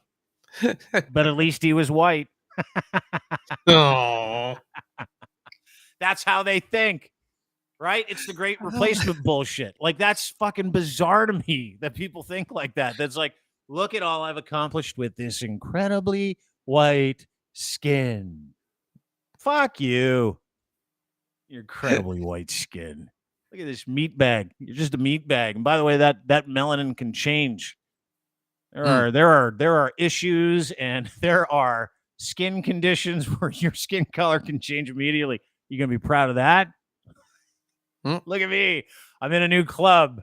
I got new skin color. Fucking wild. Yeah, I don't get it either. It's I don't know, man.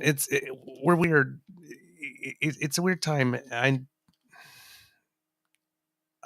don't I can't admit to understand it. I don't know what the genesis is, and that's one of the things I like you do with your show, that you have people on and that you try to have some type of conversation. I understand that not everybody wants to come on, and I understand that you guys get a lot of flack when you do that as well. I know James does that too, like this. He has Maxime Bernier on, and like everybody goes, "Oh, why are you having him on? Why are you giving him a platform?" And I'm a big believer in hearing for yourself, right, with the sides and getting, because like you say, yeah, I was listening to part of the first part of your interview, and we're not all one thing. No. Some of us are so far gone that you can't be in a room together and have a civil conversation of any kind, but most of us are able to. And even if you're never going to agree, and even if at the end of the conversation, it's like, yeah, you know what? Thanks for the conversation, but yikes, right? That could be your impression at the end of it. But you weren't tearing each other apart. Okay, it's like, I don't get it, but I understand where you're coming from. Right. I'm at that point too, though, where I like, if I know someone believes a certain thing, flat earth, right up there, hardcore evangelical, hardcore religious. I don't care what religion you are. Don't believe in vaccines. I do my own research. Not a big fan of doctors. I like to talk to other people. If I hear any of those things come out of someone's mouth in any type of small talk whatsoever now, or I'm a big conservative, that's another one, big conservative guy. That's my ideology. I write them off immediately. I want nothing to do with them. If someone's like, yeah, I can see the value in conservative policies, XXX. Yeah, I can see the point of not mandating vaccines, XXX. I'm not vaccinated because of this. I'll engage, have a conversation. But if you're telling me that any of the previous views that I mentioned are deeply held, They're other people's views, and you're too dumb to understand them to begin with. So that's like to me, it's like I've had to do triage when it comes to like family, friends, individuals, conversations, even on Twitter. Like if someone's got the flag that says "fuck Trudeau" or "I love oil and gas," I don't. Not only do I not engage with them, that is just instant block territory. We got 5 people that handle all of our socials. They're all under the same gun, and that gun is: you see anything like that in there, get rid of them. They're not allowed to look at our shit. None of it. None of it, because it's not important to the public discourse. It's just about wrecking things, right? Those are just people out there that want to wreck things. It's vandalism. Yeah, great point. It's vandalism. Anyway. Well, yeah, because I mean, you don't want. A lot of people wonder. I mean, I think I've said it on the show before, but wonder why people behave like this, and you have to understand it. We see a lot of people, and they go, "Oh my God, what an idiot! They're acting so stupid." And I truly believe that it's not so much that. I mean, there's always going to be some people who are genuinely stupid and get there and get their 15 minutes or sometimes even more and all of that kind of stuff. But for the most part, it's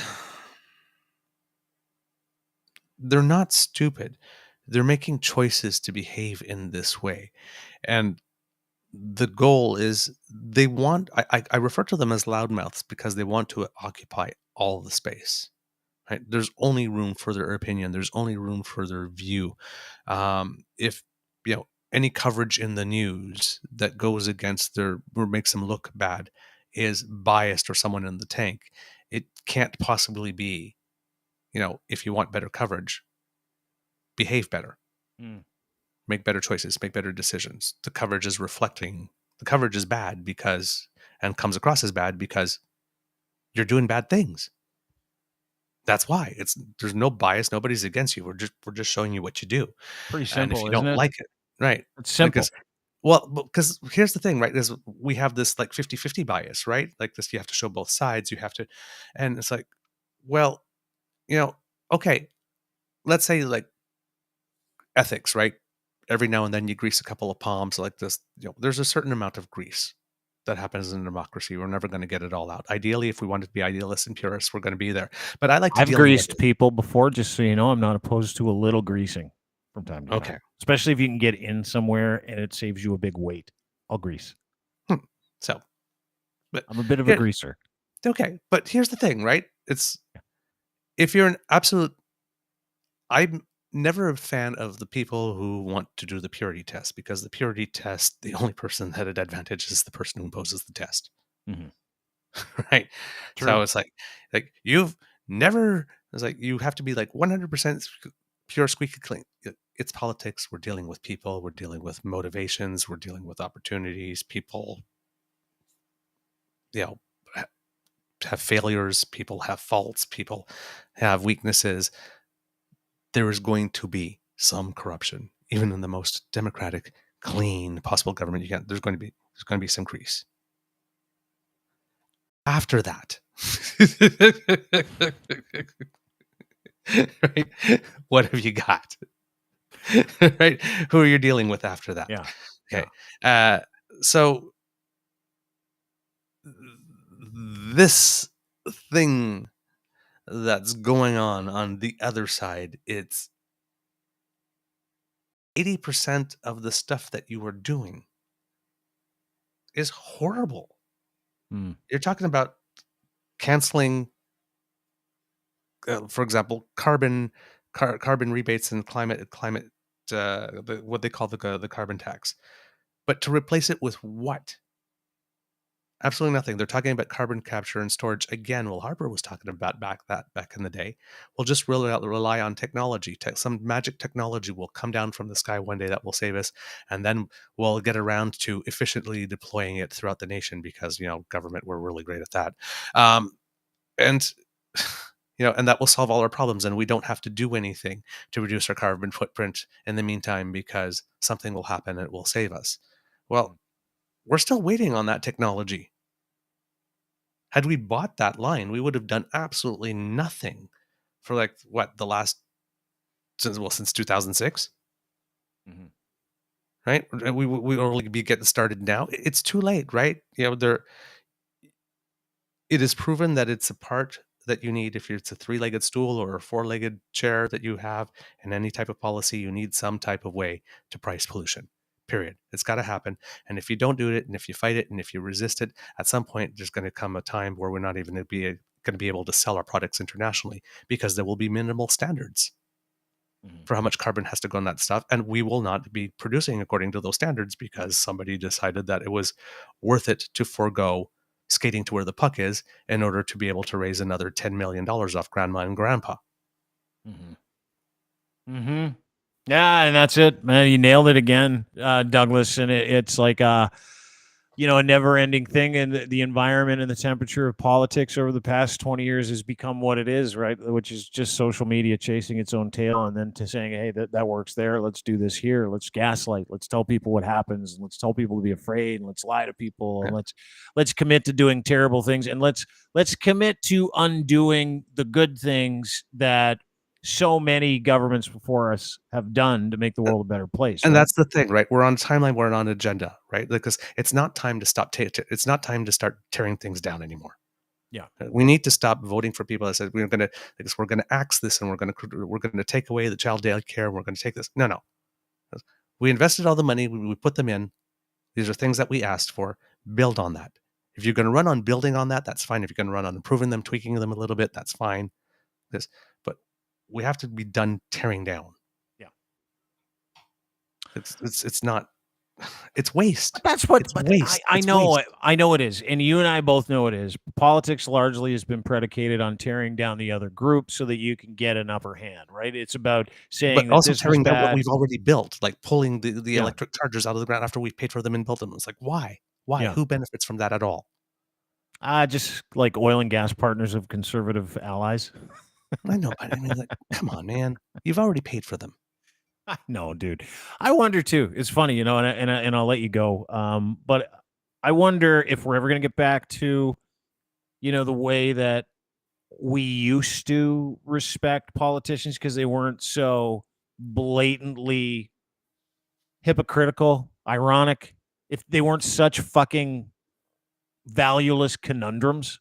Like, I wonder if we're ever going to get to a point where Canada's top economist goes, I'm engaged in my civic duty now. I'm going to go and I'm going to run for this because I want to be the treasurer of the Canadian, because I'm a really good person. I'm a really good economist. None of I wonder when a politician's going to go, you know what? I'm a civic leader. I don't have any political stripes, and I'm going to serve my country by getting into bed with this group of guys who have been an embarrassment by and large as a whole as an entire industry. I'm gonna try and be part of that change so that people can believe in their elected officials again, as not just people that took jobs because their time on television ended, or they lost a job as a lawyer, or you know what I mean? Like, by and large, we have like completely unemployable people in the real world running this country to some extent. And I don't mean that as a liberal thing. I don't mean that as a conservative thing. I mean that overall in the quality of candidates that we put into office in this country and we do around the world. And the United States is a great example of it. Like, I watched Lauren Boebert at CPAC talk about a wonton killing the other day. And she's like, I don't even know what a wonton killing is. And she misread part of the Bible. It was wanton. And I'm like, how is someone that dumb, affecting policy and leading a country? And we have the same thing here with the Michael Coopers and the Melissa Lancemans. And I mean, hey, we've got them in all the parties, right? Of just bad fucking people that have themselves as the fucking goal, right? Just them. Right. And their success, not the country's success, is the goal for why they are doing that governance job. Right. When does that happen, do you think? Or is it done? Like, are we just living in a time of idiocracy, so to speak? Are we surviving idiocracy now? Like, are we there? I hope so. I hope we're surviving idiocracy at the moment, but we are definitely in idiocracy, right?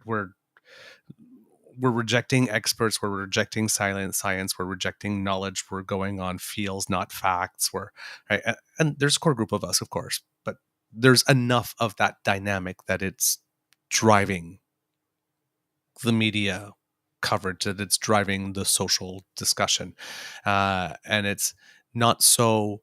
I mean, it's always there, but it's not such a slow simmer that you can ignore it or keep tamping it down. Like it's bubbling, right? You can't ignore it.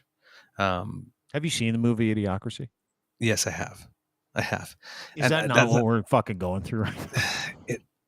It's not perfect. supposed to be a freaking documentary, people.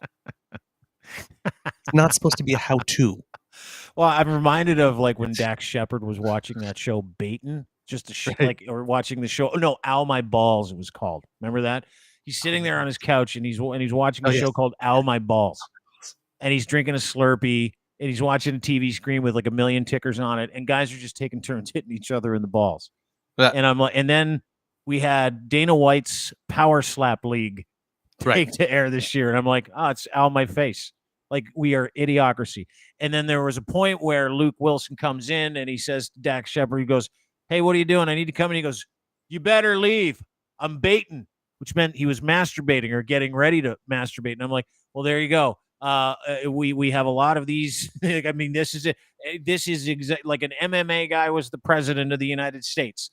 Like, we literally live, or a professional wrestler literally live in that time where we value celebrities more than we value knowledge and wisdom, where we value like insanity for entertainment, where we value instead of valuing information. Right? I'm very much in my, like, I'm 50. I've got a favorite weatherman age. Like, I've got my favorite, love weather guys now. I'm like, I don't know if it just happens when you turn 50. I'm like, who's your favorite weather guy? It's got to be Mark Robinson from the Weather Network. Like, that's my guy. Or Anthony Farnell. He's really good. But I'm also old enough to remember that, when you met a politician, you're like, guy's a smart guy. That guy's a smart. We don't have any of those. We might have some, but generally speaking, it is a diminishing industry of diminishing value, people of diminishing virtue that are just fucking looking for a place to ride it out because they can't make it in the real world anymore. They know the right people or have the right ideology. That's what we have. That's where we are. It's Idiocracy. For a very strong segment, it seems so. I don't think it's going to change until the NDP. The NDP for me is the key. The NDP needs to realize that its future is not in trying to supplant the Liberals as Canada's natural governing party or as Canada's progressive choice, but to make the case that the Conservatives are so bad that they don't, not only do they not deserve to be government, they don't even deserve to be the official opposition. And that's about the only way. The only way it's going to change from the Conservatives is if they have another post-Mulroney situation where the NDP for a couple elections gets more seats than they do, and then they need to change their act wholesale. Because so long as it's almost to the point where the Conservatives really don't care so much whether they win or lose.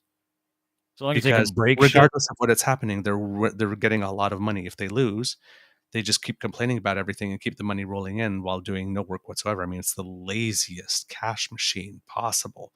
Just go up, torque everything, say everything's broken, say everything's terrible. Just say, oh, well, I guess we want to decriminalize small amounts of drugs to help addicts. Okay, well, yeah, you want to flood the street with poison.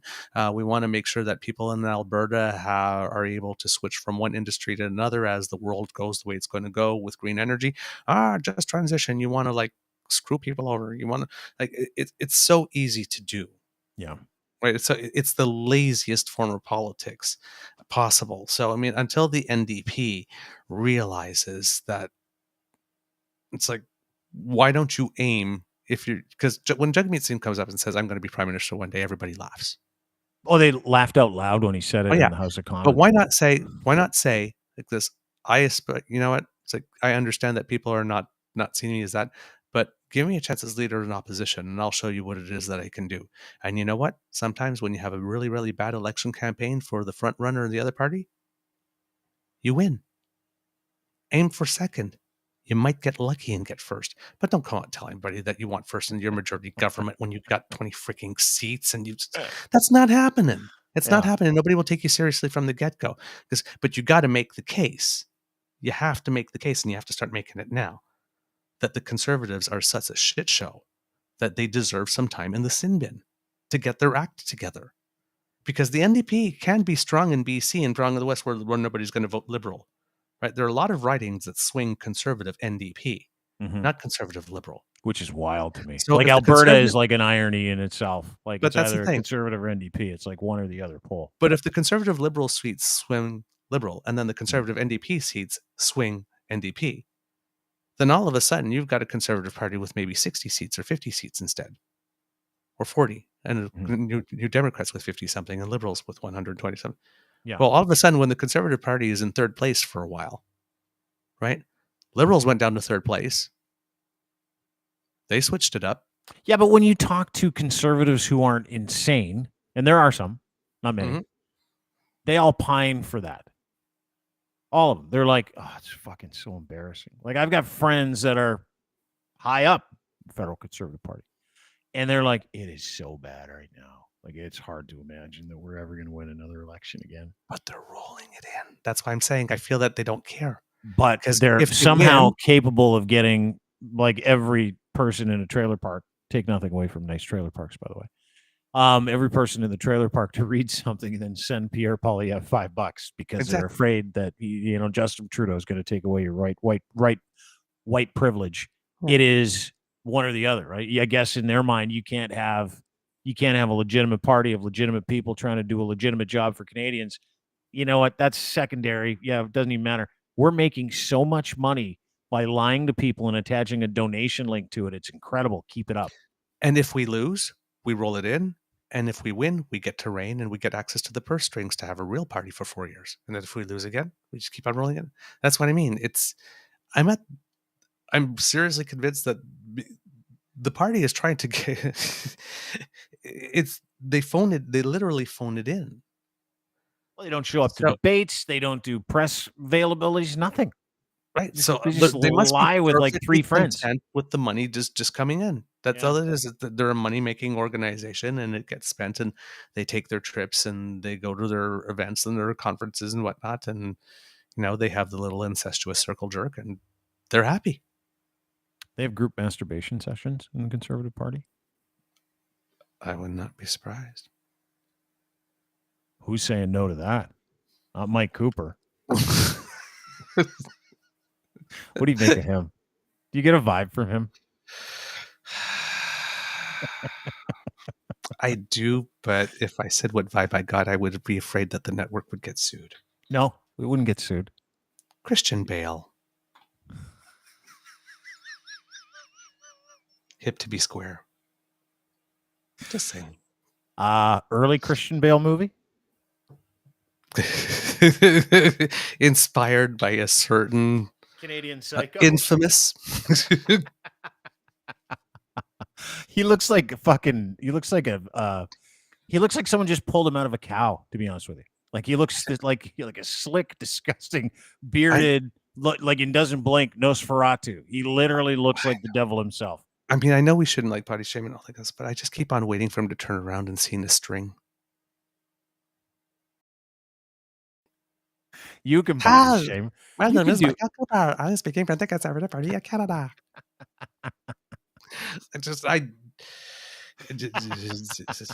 There's a meme on Twitter with Ryan Reynolds when he opens the door and he's like, ugh. Yeah, that's sort of what I get. That's the vibe you get from him.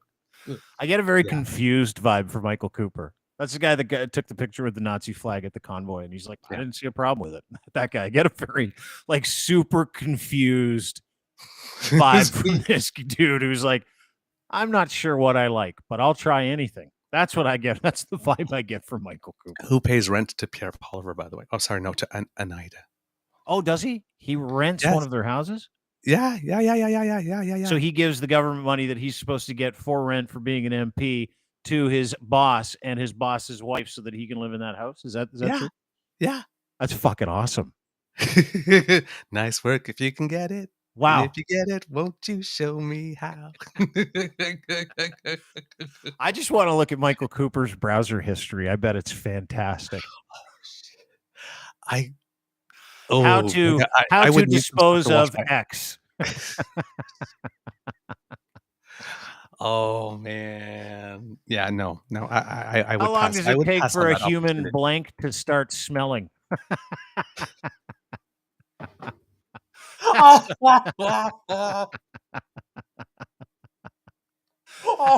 Where can I buy lime, shovels, in bulk?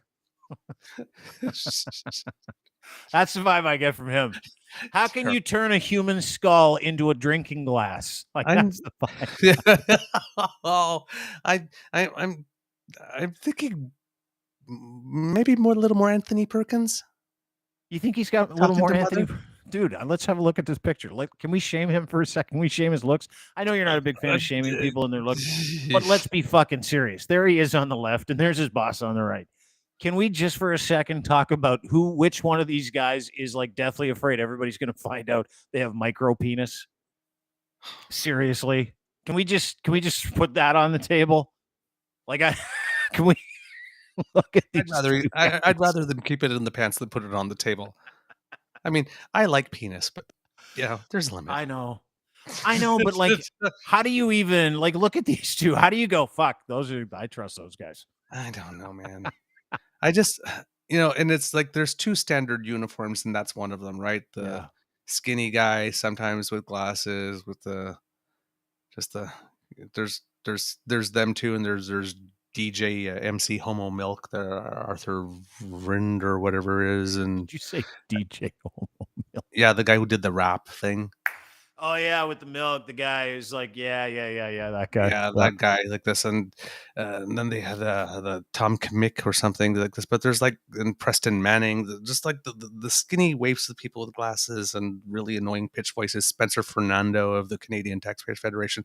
It seems they're all imitating each other's look and shtick down the road. It's just like, how do you describe that? And Pierre doing I don't know what has happened, but he's like. You see his hair there, where it is. It's nice and styled, but now he's doing the slick back thing like Michael has now. And I'm sort of like, and then I'm looking all over the web and I see like Eric and Don with the slick back, and it's like, are you like subliminally trying to like channeling the Trump children look? Yeah, because all of a sudden, like every time Greasy did like the slick back thing, it's just. You know what he got? You know what Michael Cooper has to me? Let's bring his picture up back again. This guy is creepy as fuck, number one. But this guy looks like his mother took his temperature rectally till he was 30. Oh. Mandatorily. What? Is that wrong? No. I'll let you have that one. I will not. I will neither endorse. No, but it looks like you ever see The Aviator, the Howard Hughes movie? You don't have to endorse anything I say. I endorse everything you say, but I understand that it's difficult to return that favor with me. I totally get it. But you go there sometimes, my friend. You go there sometimes. I can't help it. Because most of me is like, man, I want to say something and do something to that guy right now because I know what he's all about. And so that's my way of getting to him, saying stuff like that. And it won't come back to me ever because I didn't say that his mother did take his temperature rectally till he was 30. I said he looks like the kind of button-down dude whose mother set out his slippers, made him the same sandwich, made sure he brushed his hair in the morning, and took his temperature rectally until he got married for the first time. I will say that normally you can't judge a book by his cover, but if you look at him, what you expect to come out of his mouth when he starts speaking is exactly what you would expect. That's all I will say. Have you heard this guy talk? I can't describe his... Did you see his Christmas message? Or his Happy New Year's message? Yeah. It was like he didn't blink the whole time. Get it for you. It's unbelievable. Christmas. And then Michael Cooper Christmas. Yeah. It's just... And the Conservatives put out this other video at one point where like a whole bunch of people from the party like diddling the skippy stick, like walking and delivering a couple of lines, and then in one of them you have Ed Fast who's there like with his umbrella and he's like talking like this and the umbrella coming like this, and then you have like MC Homo Milk again coming on, he's like this one, like you got this whole thing that's supposed to make people feel good, like I feel good for they're gonna fight for me, and you got like somewhere in the middle that you just have these two people. It's like, oh god, you got angry grandpa coming at me with his umbrella, and like, oh god, what's wrong with this guy? Just it's like, whoa, all of a sudden it's like, crap, you scared the shit out of me for a second. Goes, okay, back to the calm stuff. Okay, woo. It's like 2 moments of fear there.